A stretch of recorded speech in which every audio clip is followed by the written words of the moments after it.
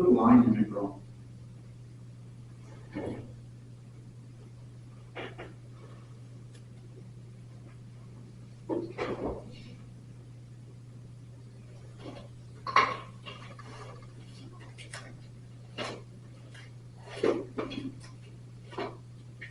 So let's say that C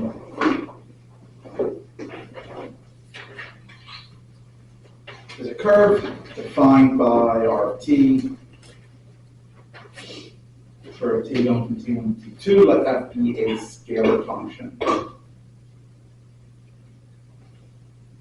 The integral of C, so the integral along C of f dr is the line integral.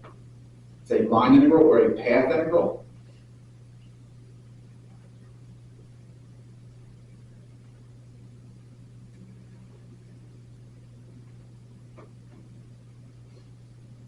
And if we integrate, to integrate f ds, f dr, same thing. What we do is we take the integral from t1 to t2, f evaluated along our t, times the magnitude of r prime of t dt.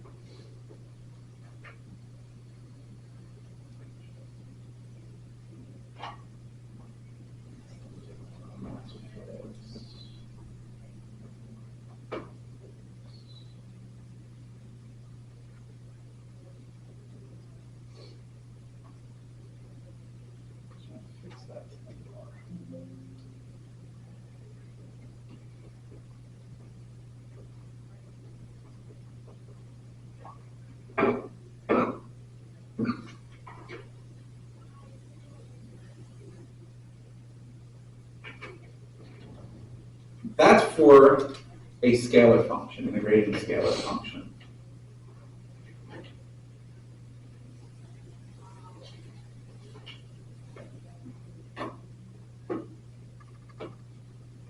We could also integrate a vector field, f dot dr.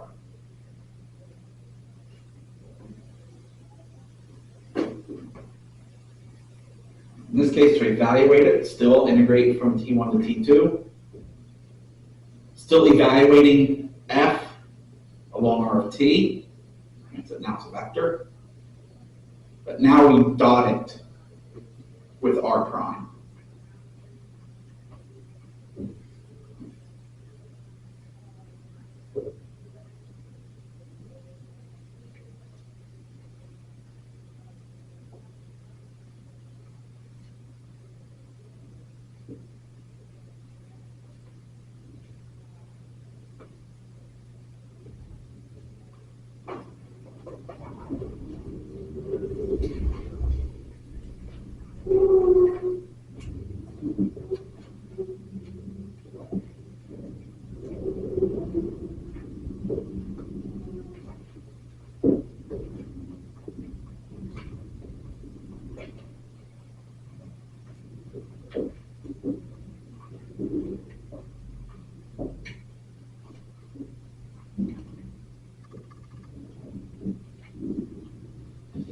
Fundamental theorem of line integrals. This applies to conservative vector fields. So let's say that f is conservative on a domain D with potential V.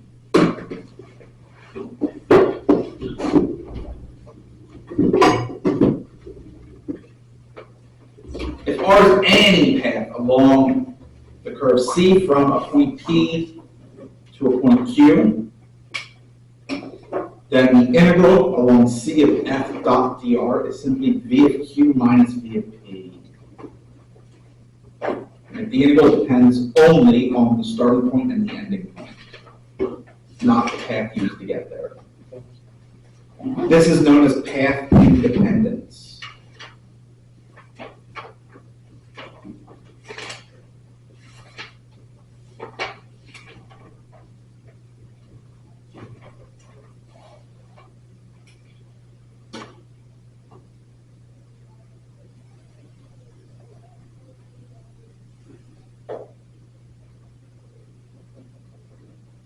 As a corollary to this, the circulation will be zero. All circulation means is that your path is closed.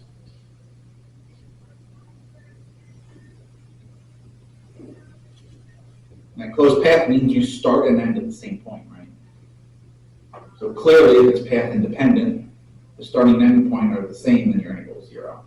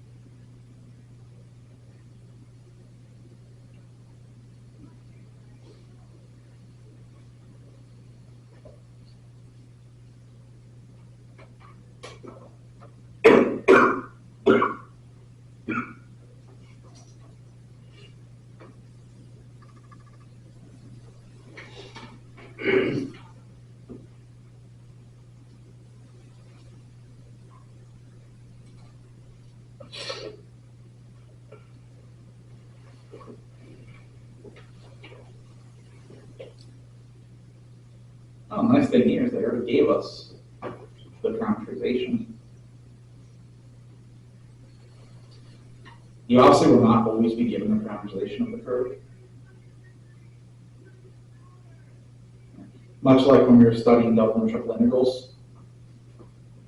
Generally speaking, you're not given the description of the region, you're just told what the region is, and you have to describe it in ordered pair form.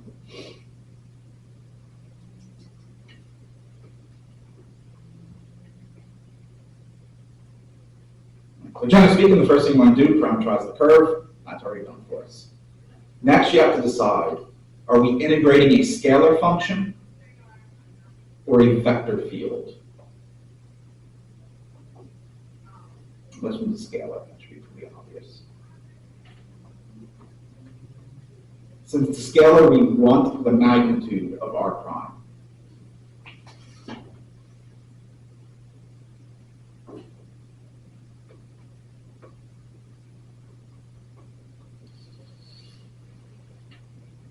We need r prime. What is r prime? 4 comma what?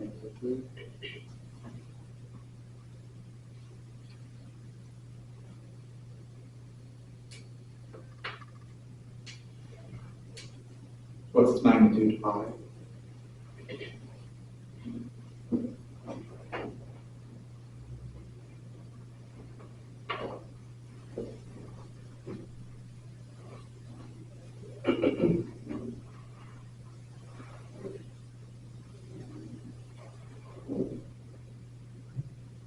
T goes from -1 to 2. Evaluate your scalar function.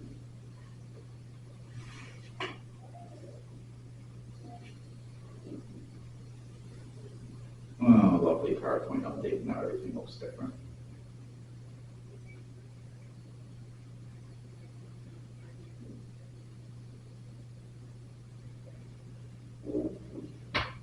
At R of t.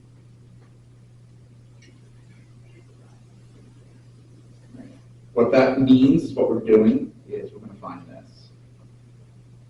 X is replaced with 4t, y is replaced with negative 3t. That's what we're finding.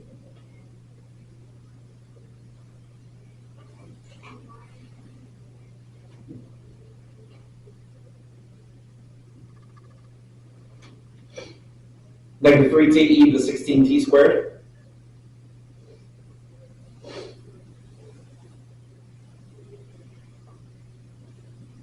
Times that by the magnitude of r prime, dt.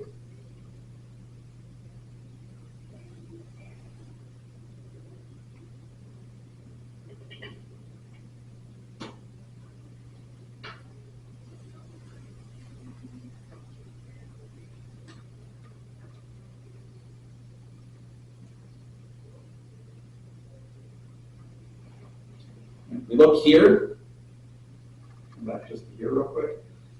If you look, your length differential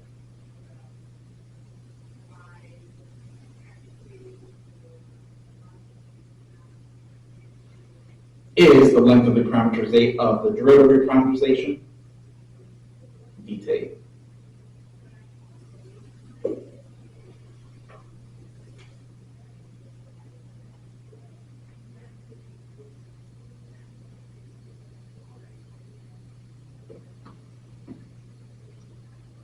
And that's the conversion.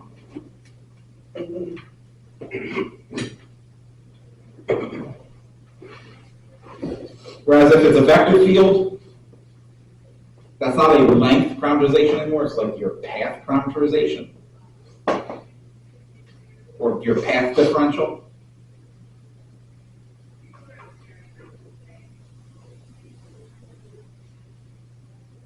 R prime of t dt.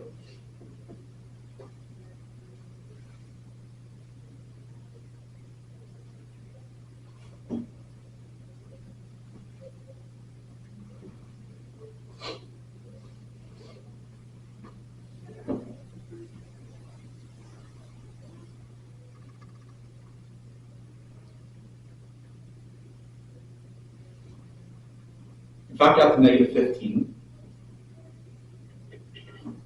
and what are we left with? T e to the 16t squared dt.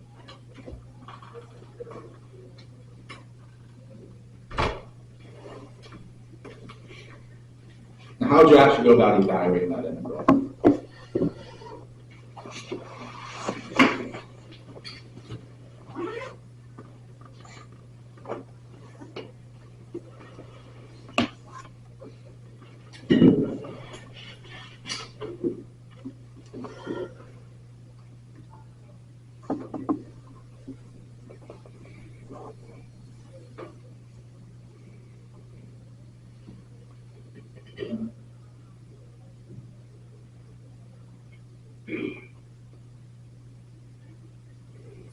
U sub, yeah.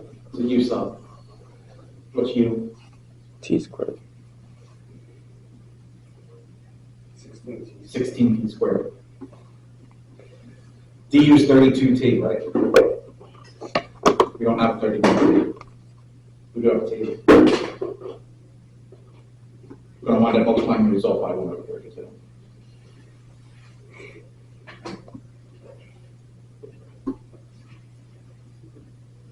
And that's just an antiderivative of e to the u. E to the u.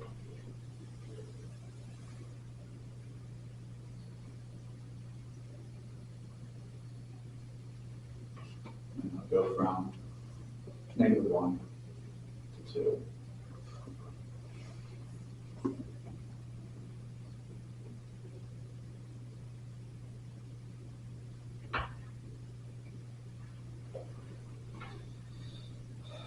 All right. 16 times 4 squared.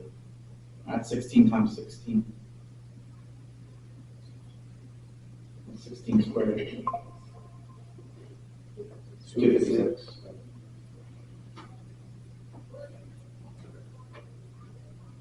That's minus. No, I'm sorry, it is 2 squared, but 16 times 4.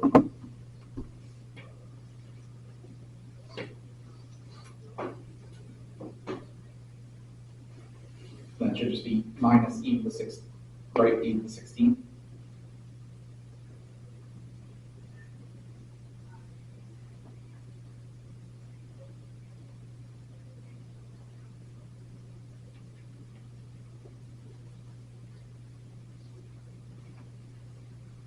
Keep it like that.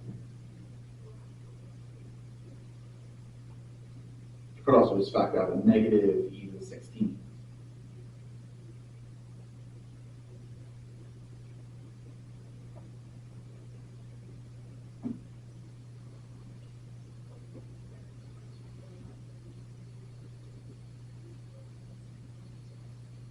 One minus e to the 48, that's what you're left with. You factor out a negative e to the 16.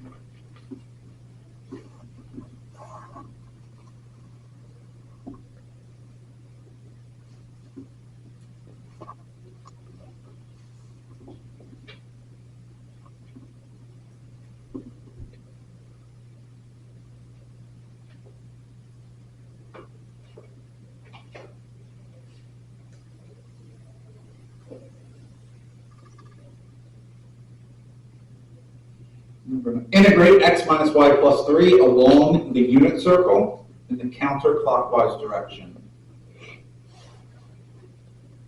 Yes, direction does matter.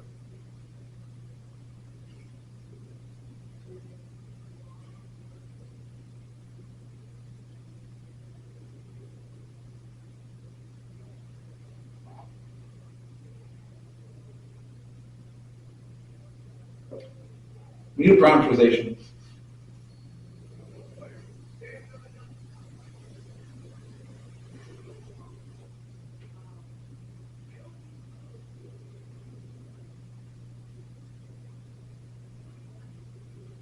It's a parameterization for the unit circle.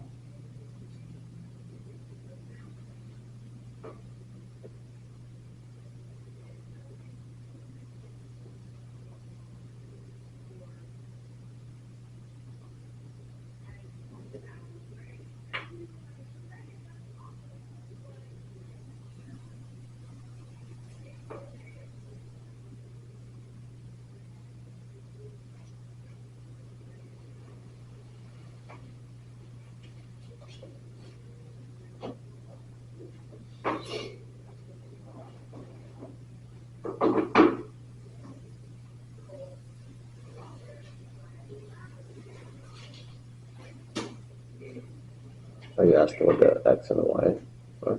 I want parameterization. How do you parameterize the unit circle?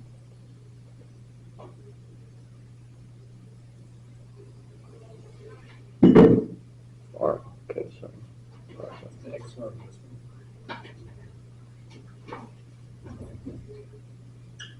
What did you say? You mean r cosine r sine?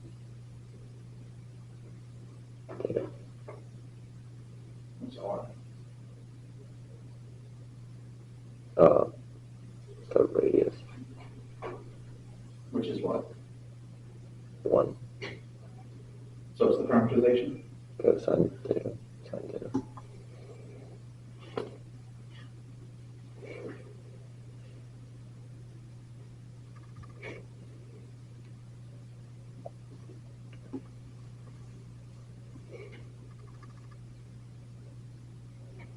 What's the domain? 0 to 2 pi.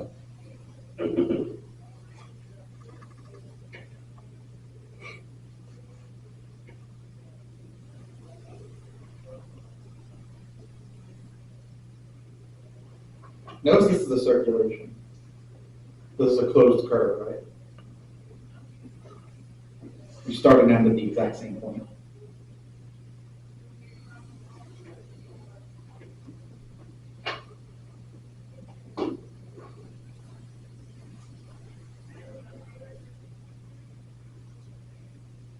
So what we're really finding is this.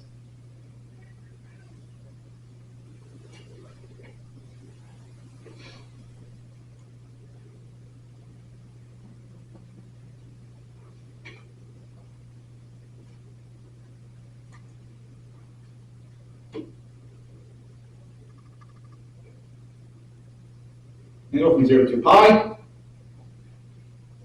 evaluate the integrand along the parameterization.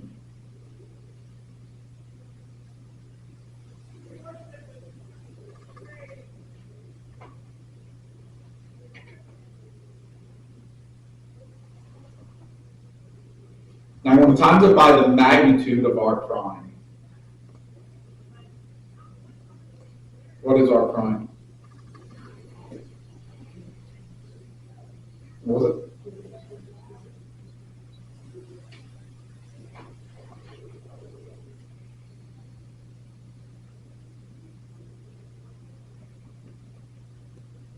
What is its norm?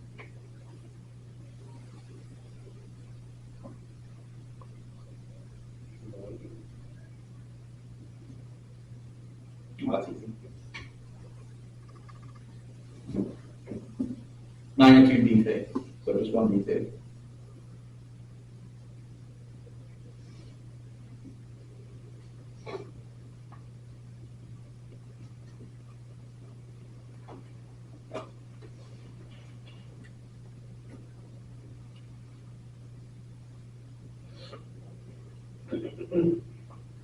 That should take you about 2 seconds.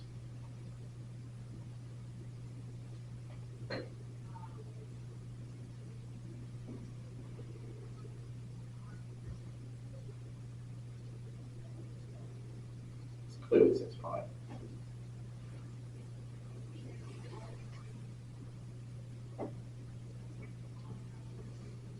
Very useful property of integrals. If you integrate a periodic function over a multiple of its period, it's 0. What's the period of cosine?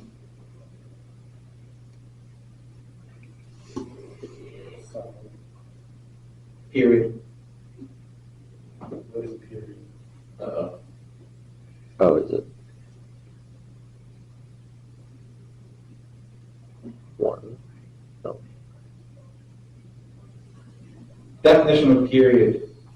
Smallest integer p, not integer, but smallest number p such that f of x equals f of x plus p.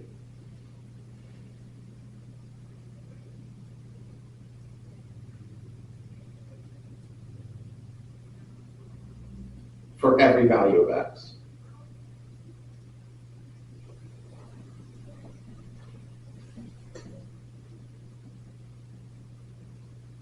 So what's the period of cosine? 0.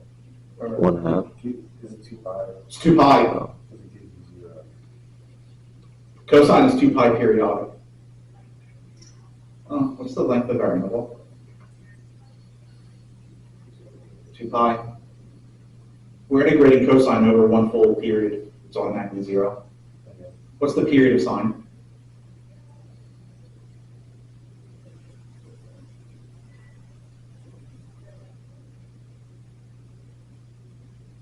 Pi, like 2 pi. 2 pi. Integral of sine is automatically 0. You're just left with 3. 3 times 2 pi, 6 pi, you're done.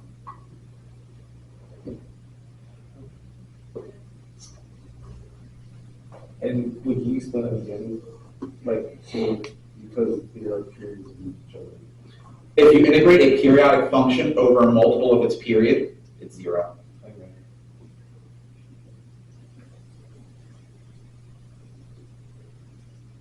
If that was just 0 pi, then you couldn't do that.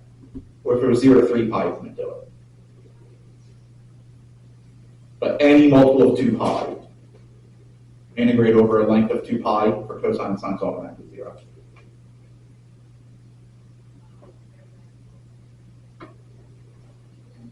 That property will clearly be useful.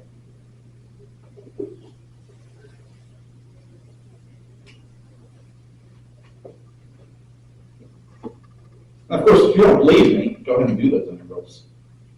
You're just gonna get 0.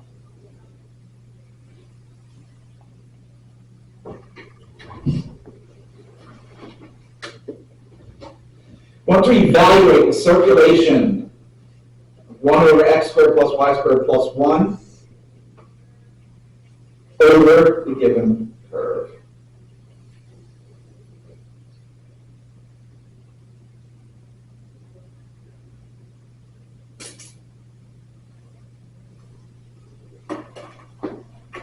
Since we're dealing with circulation,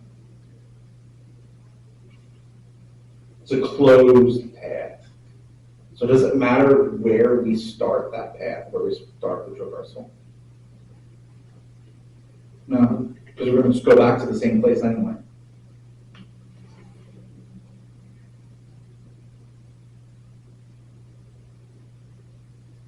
So why not just start at the origin?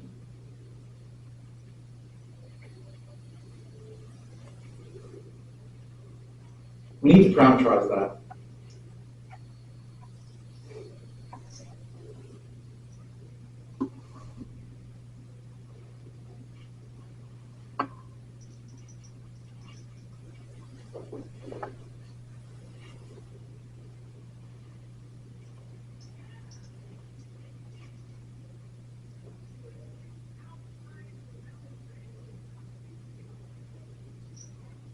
And again, note the arrows denoting the direction.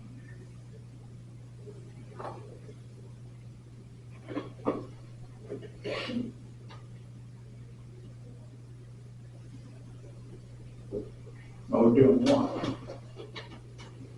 We start here. We're going to walk that way. Then we walk up. Walk to the left. Walk down, we're back to where we started. Isn't that 4 different walks? Can't we break this path down into 4 paths? Path 1, path 2, path 3, path 4. If you can break your curve into the union of non-intersecting curves, right, except at the endpoint, then your total integral is just the sum of each integral. Right, so we still have that nice property. That sadly means we're going to have 4 integrals we have to do here.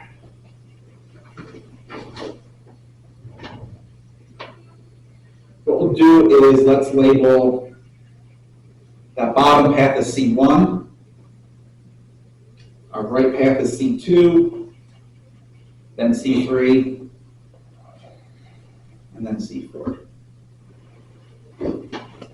Again, it doesn't matter where you start. However, once you start, you have a fixed direction. All right, so I can't say, like, this is C1 and then this is C2. Because that doesn't go in the right direction. If I say this is C1, then it has to go C2, C3, C4.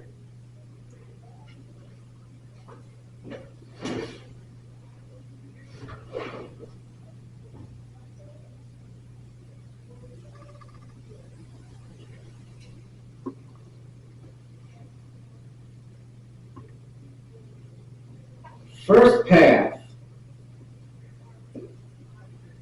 it's a horizontal line. Y is constant, isn't it? What's the y value? 0. So the y coordinate would just be 0.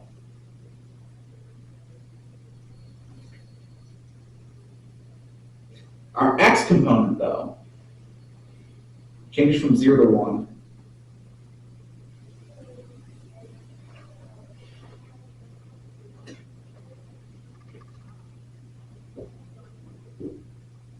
Let's use that.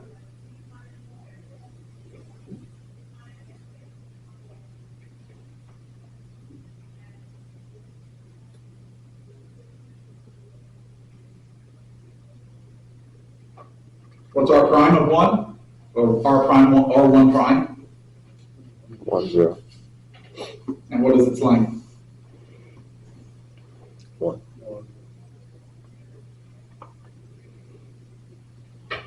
We will need those as well.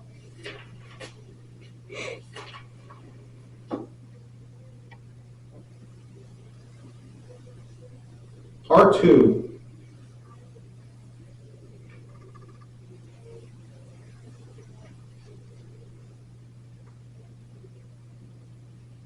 One.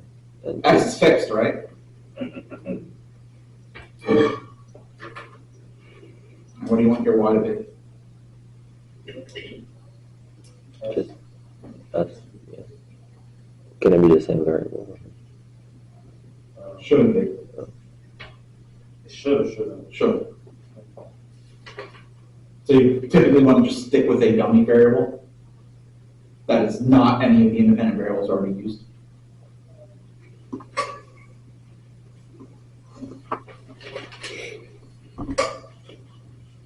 T goes 0 to 1.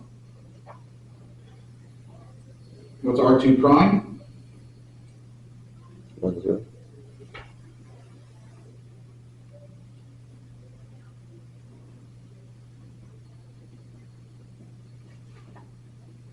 And that makes its length 1.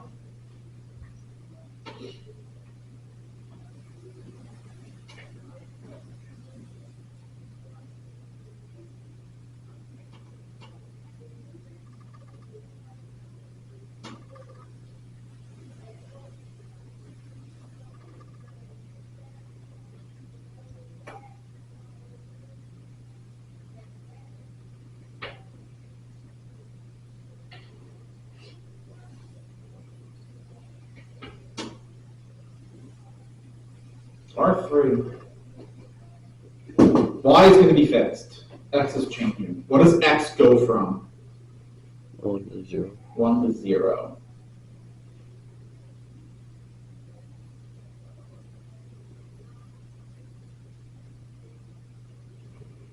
If I let T go from 0 to 1, doesn't that give 1 to 0 for X?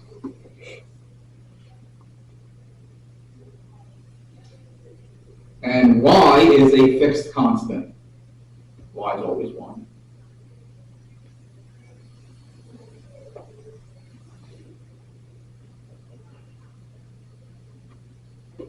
T could be negative.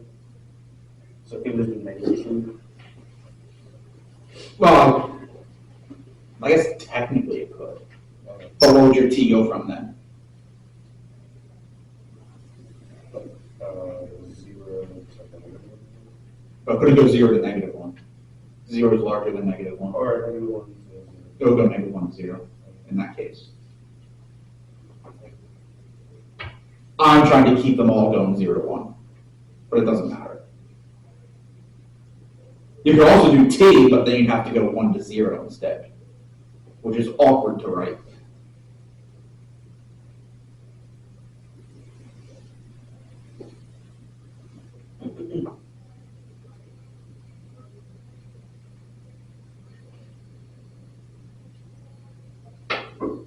What's the derivative?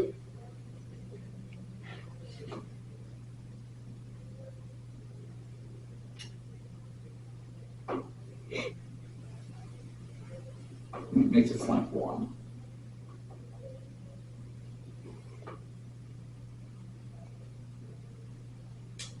And then finally R4.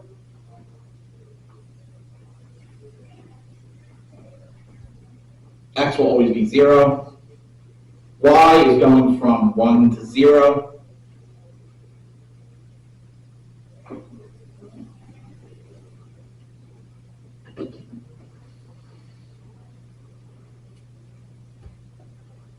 So that's saying Y is 1 minus T for 0 to 1, for T going 0 to 1.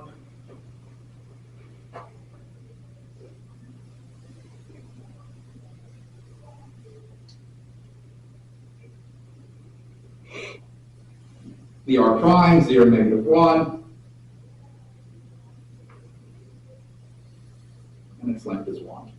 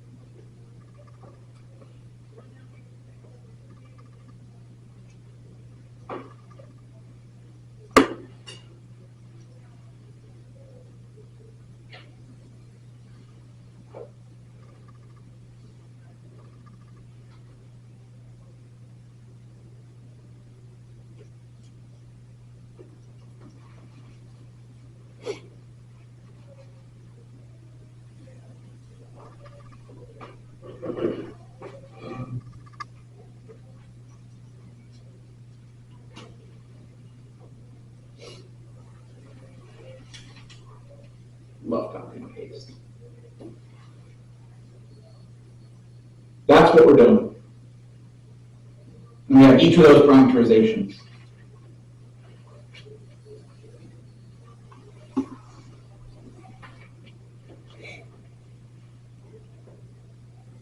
C1, integral from 0 to 1. Evaluate the integrand along your parameterization T0. It's what, 1 over T squared plus 1?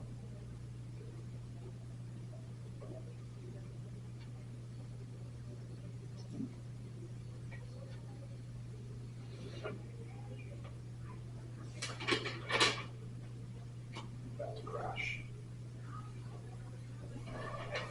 So I'll have to redo PowerPoint soon. Just do this one. 1 over T squared plus 1. And then ds is just 1 dt, right? What's that?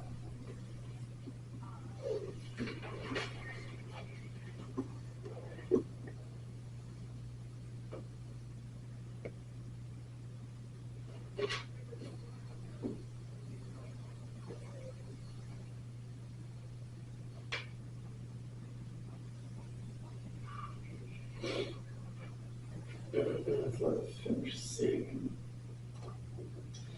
See if that fixes it.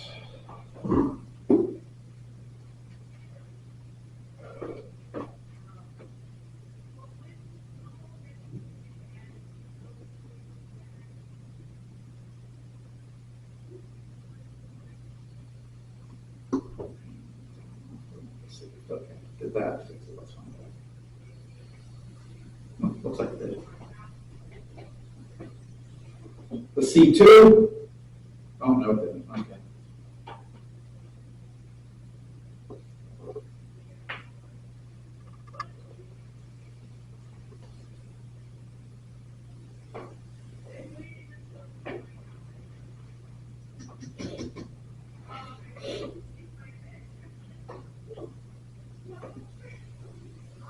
So I close. Thank you.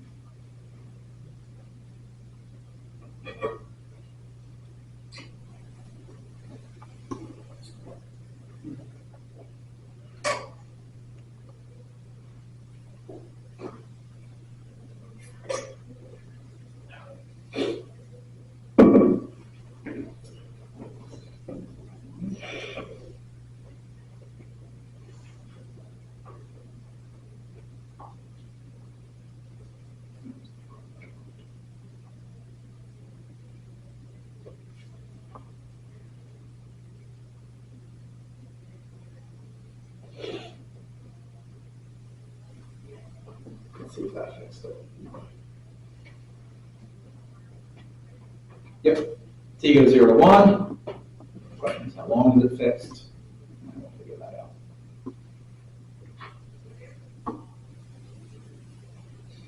Need to integrate not integrate. We need to evaluate 1 over x squared plus y squared plus 1 along our C2 curve. 1t. That's what, t squared plus 2?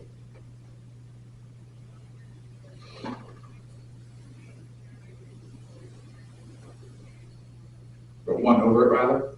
And then ds is going to be the same, just dt.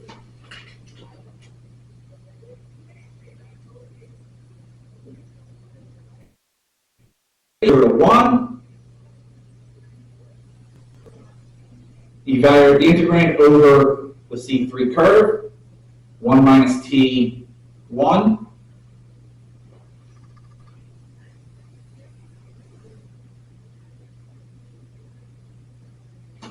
One over the quantity 1 minus t squared plus 2, right? And ds is just dt again.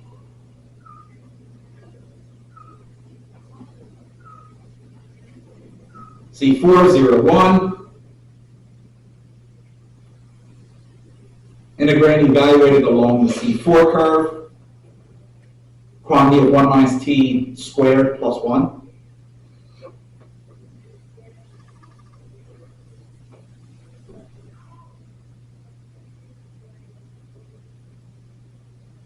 ds is dt.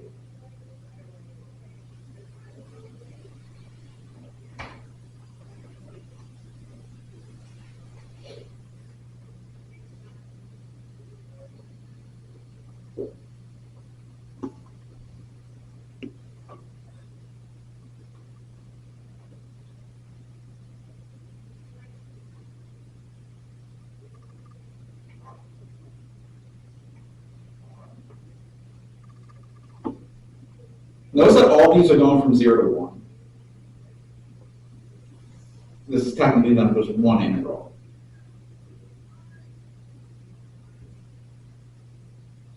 What is the antiderivative of 1 over t squared plus 1?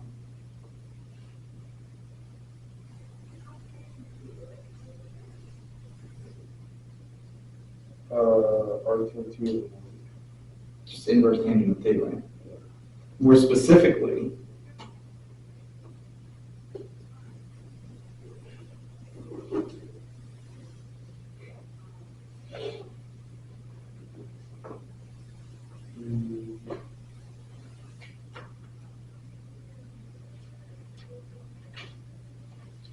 antiderivative of 1 over x squared plus a squared is 1 over a times the inverse tangent of x over a.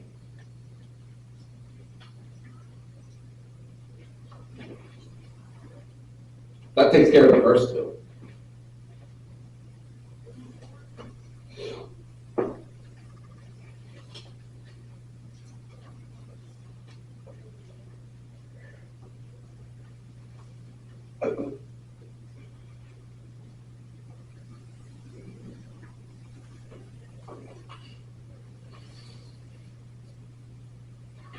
Now those next two.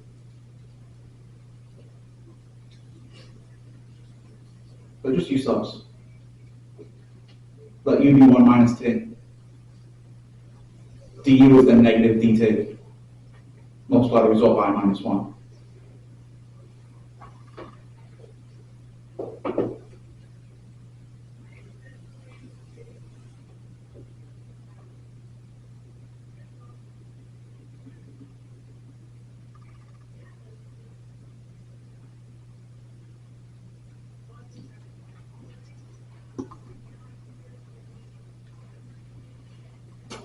Right, and then evaluate that whole thing from t equals 0 to 1.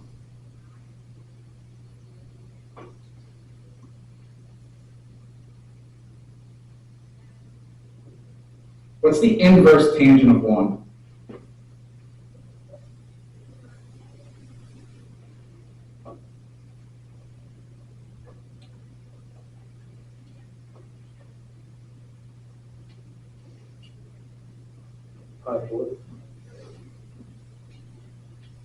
Inverse tangent of 0.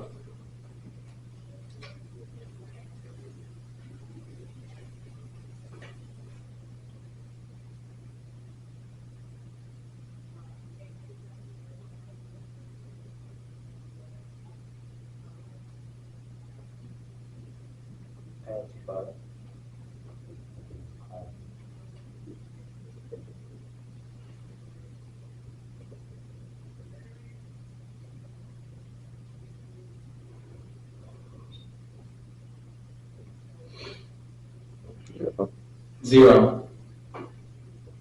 Remember the range is minus pi over 2 to pi over 2. And so while yes, technically tangent of 2 pi is 0, inverse tangent will have to be 0 because of the range.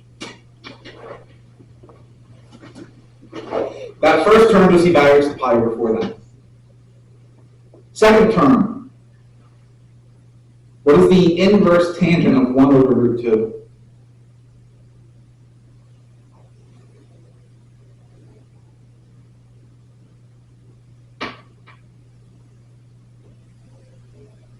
And I'll just write 1 over root 2 as root 2 over 2.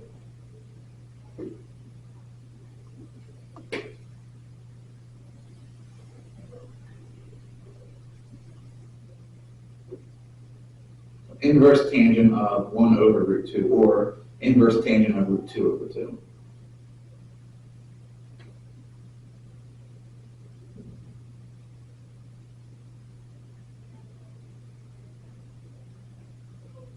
It's a trick question. It can't be simplified.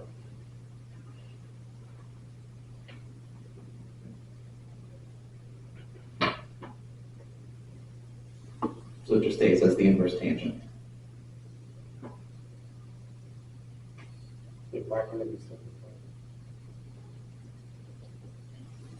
There is no simplified form of the inverse tangent of root 2 over 2. Because the question boils down to tangent of what angle equals root 2 over 2. It's not a nice angle. It's also not an angle that can be put in the form of pi, a rational multiple of pi.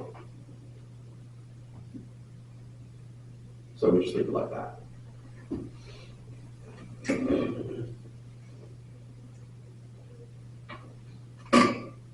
So at 1, oh, that's nice. Well, actually, I did technically forget 0, but we already know what that is. Right, you get inverse tangent of 0, which is just 0, so we're done. That second term just evaluates to root 2 over 2, inverse tangent of root 2 over 2. Third term, at 1 is inverse tangent of 0, which is 0, minus, at 0, oh, it's just the inverse tangent of 1 over root 2.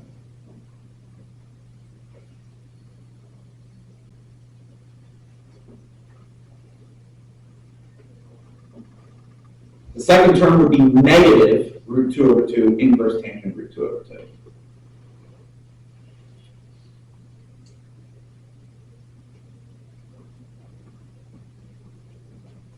Inverse tangent of 1 minus 1, 0.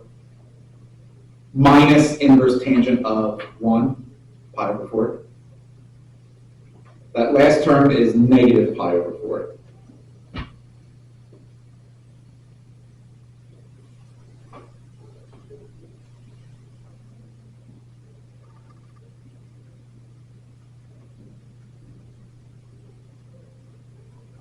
And there's the integral.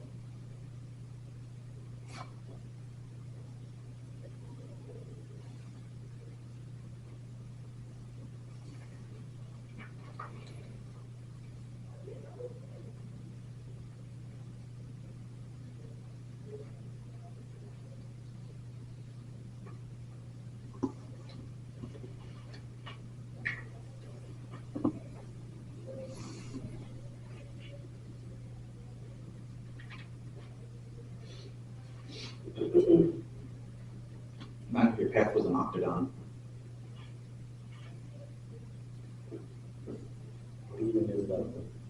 It's just 8 intervals. It could be really evil and not centered at the origin, too. Or not have one of the starting points at the origin.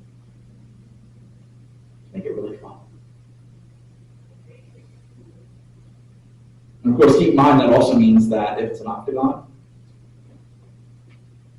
with the exception of maybe a couple sides, both X and Y change.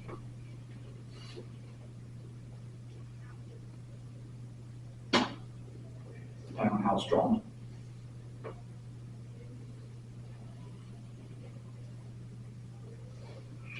So you can see circulation can get really interesting.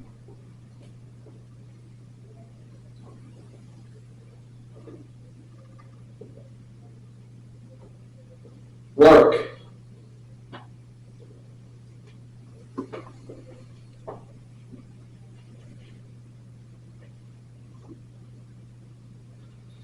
So the work it takes to move a particle through a force field F along a path C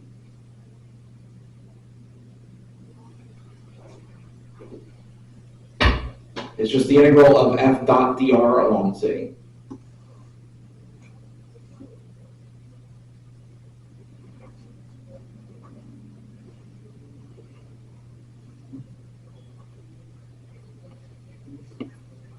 We're moving F, which is ZZX, along the helix from 0 pi to 2. Is F conservative?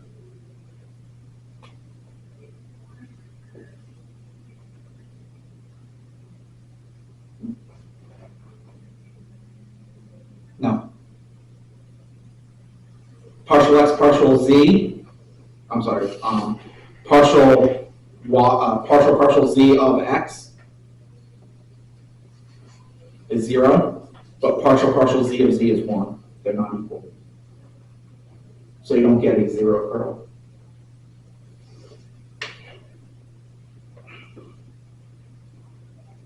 Bummer. That means we have to do the actual integral. We can't use fundamental theorem. That's okay. They gave us the parameterization.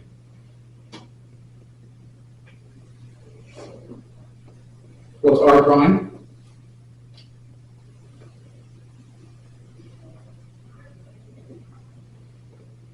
I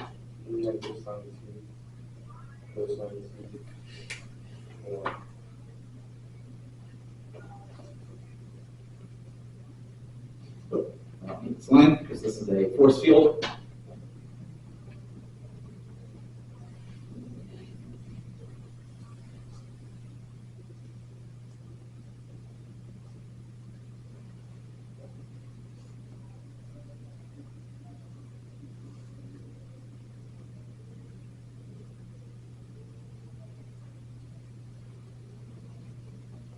Work is that integral, and the integral along C of the force field ZZX dot dr.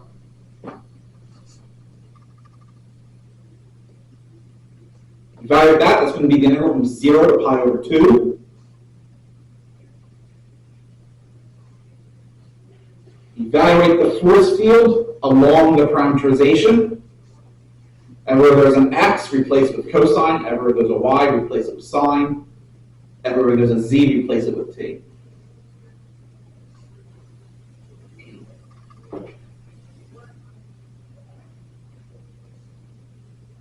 T cosine of T, right?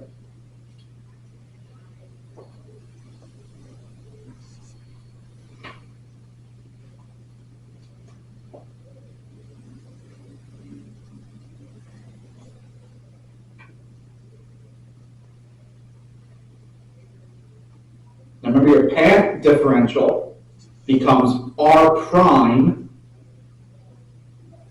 dt.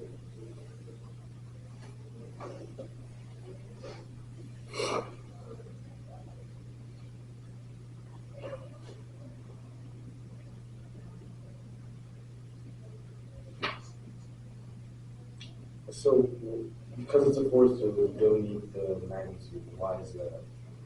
Because the path differential is R prime dt, not magnitude of R prime dt. Right, so it's all based on the differential. Okay. Right, with the scalar, we're using the length differential, right? Yeah. Which is that. Yeah. For force fields, you use the path differential.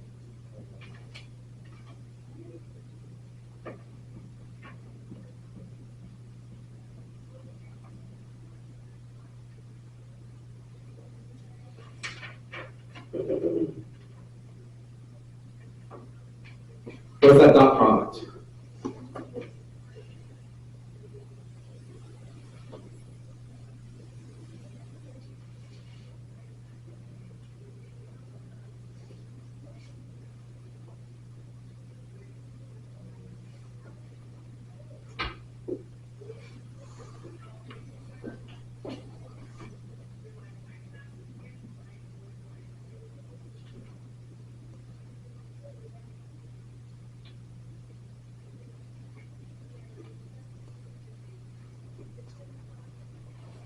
Do that one. There's your setup.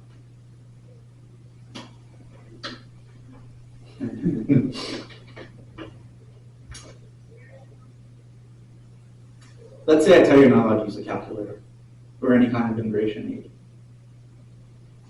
Say I have to do this by hand. How do you evaluate that?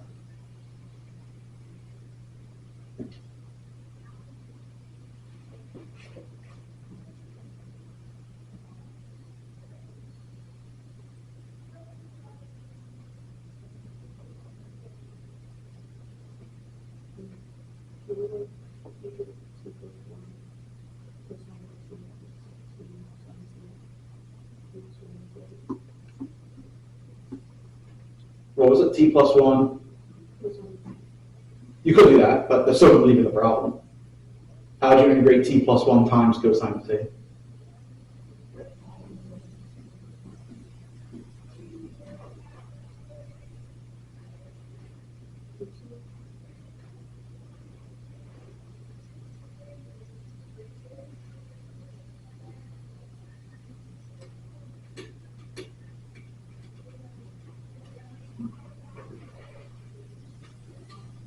Is that a property? I wish. Integration by parts. Yeah. It's a product of two functions. So you have to use integration by parts. Which is why I wouldn't factor it out. It's easier just to do t cosine t by integration by parts, and then just do cosine t by itself. Which means that's also integration by parts. So you have two integration by parts problems here. Or you could do one integration by parts if you factor out t from here, and do t times cosine minus sine. Then that'd be one integration by part. Your u would be t, your dv would be cosine of t minus sine of t, dt. And then this is just regular old Cap 1, right? Antiderivative cosine of sine.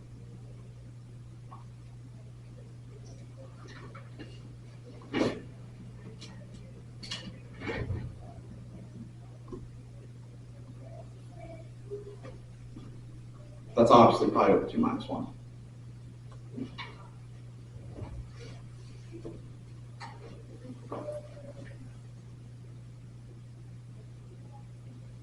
Obvious. Now, if I gave that away, then you wouldn't be impressed anymore, would you? Then it would be obvious. Exactly.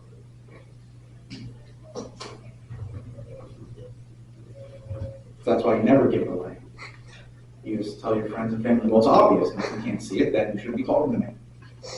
And if they really want to talk to you, they just grant the accept your proof. If they're a true friend, they kick you in the shin. Say, stop your shenanigans. I guess, like, Not with nice language either, being colorful in that kind of way. And it wouldn't be the shin either.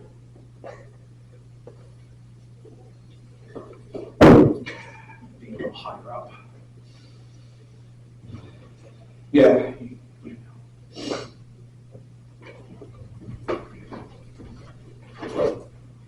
Just plug that into your calculator.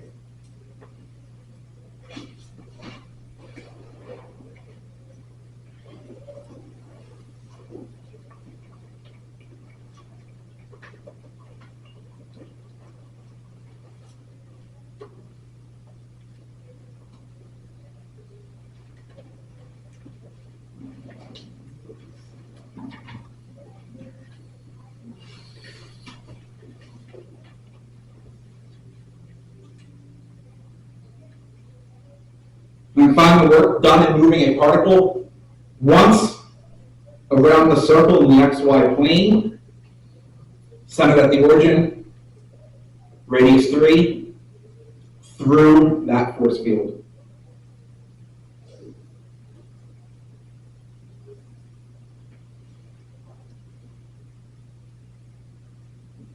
That means the first thing you need is R of 2. What's the parameterization for our path?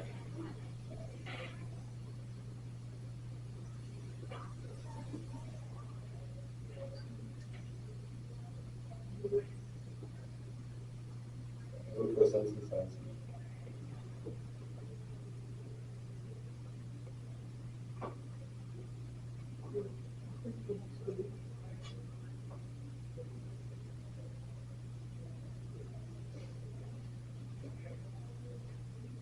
Okay. Should say first thing to do is check to see if the force field is conservative. But it's not. If it was, this would be easy.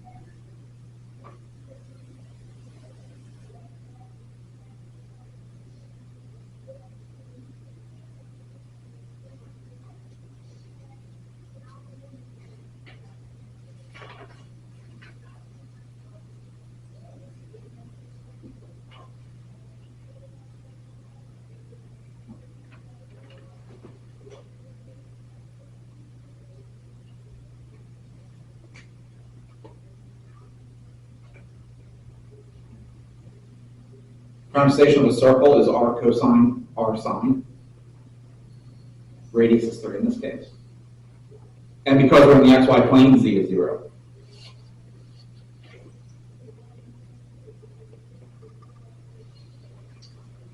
And it's a complete circle, right? It's once around the circle counterclockwise. So 0 to 2 pi.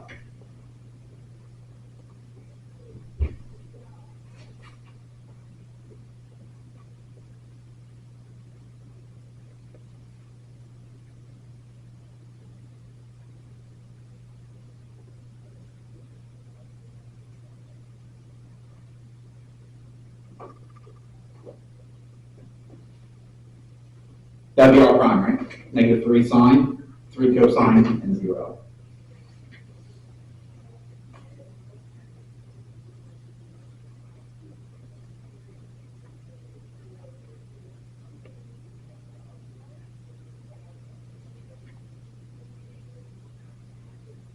Remember, work is the integral on C of f dot dr. Integral from 0 to 2 pi. This one's fun.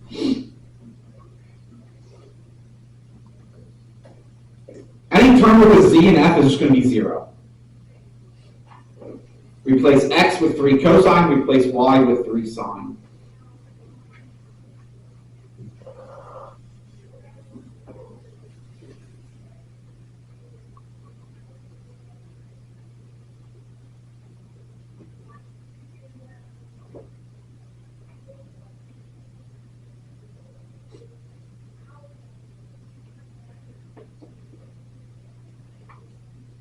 That's f.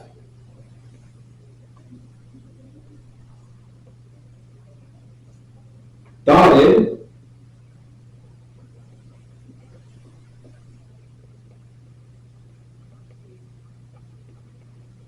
with r prime dt. And again, that's nice. When you take that dot product, your z component is going to be times 0, which is just 0.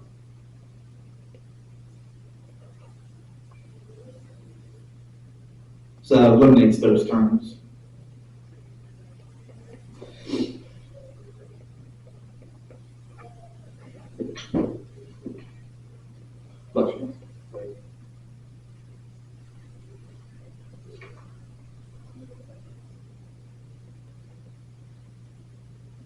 Let's do this out. Negative 18 cosine of t times sine of t, plus 9 times sine squared, plus 9 times cosine squared, plus 9 times sine cosine, dt, and that's from 0 to 2 pi. Again, this should take you maybe 5 seconds.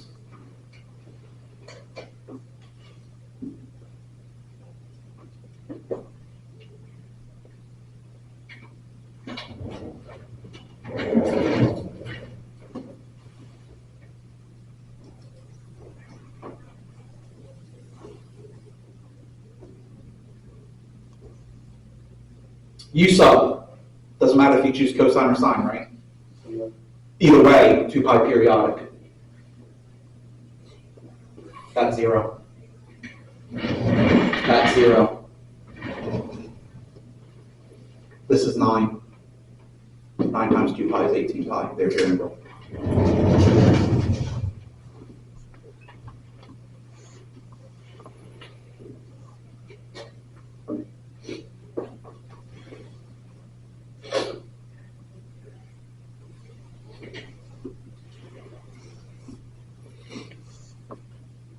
Very useful property.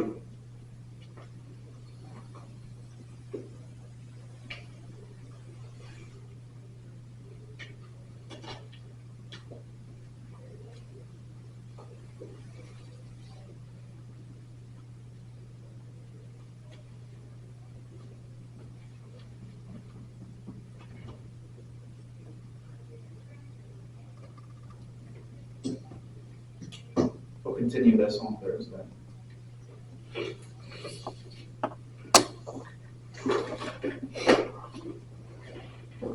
In this comment, I have started grading exams. Takes me about 1 night per class. I should have yours done Wednesday night.